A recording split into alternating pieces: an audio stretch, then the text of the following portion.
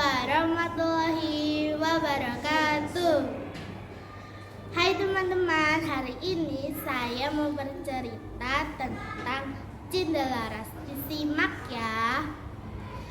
Dahulu kala di sebuah kerajaan yang bernama Kerajaan Jenggala, hiduplah seorang raja yang bernama Raden Putra.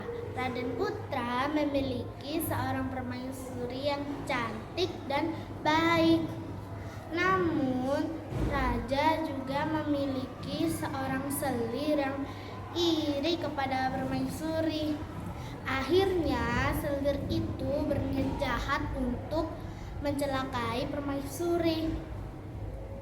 Selir itu berpura-pura keracunan agar ia yang menjadi permaisuri.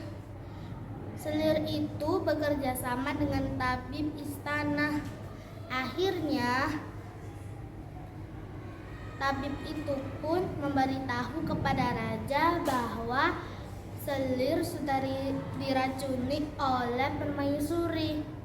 Setelah itu, raja pun memerintahkan patih istana untuk membunuh permaisuri di hutan yang belantara. Setelah itu, patih itu pun membuang permaisuri ke tengah hutan belantara dan membunuh seekor kelinci dan darahnya dilumuri ke pedang. Setelah itu, permaisuri itu pun ditinggal di hutan. Setelah beberapa bulan, permaisuri itu pun melahirkan seorang anak laki-laki yang tampan dan juga cerdas bernama Cindelaras. Akhirnya, Cindelaras itu pun tumbuh besar. Suatu hari saat ia sedang bermain-main di hutan, ia tidak sengaja bertemu dengan seekor raja wali yang amatlah besar dan menjatuhkan telur ke hadapannya. Cindelaras pun berpikir bahwa raja wali itu memang sengaja menjatuhkannya untuk ia rawat. Setelah 3 minggu ia rawat, akhirnya telur itu pun menetas menjadi ayam jago yang dewasa. Saat itu juga Cindelaras pun bicara kepada ibunya. Ia bertanya, "Di manakah ayahnya yang sebenarnya?" Akhirnya ibunya pun menceritakan yang sebenarnya. Akhirnya Cindelaras menuju ke Kerajaan Jenggala.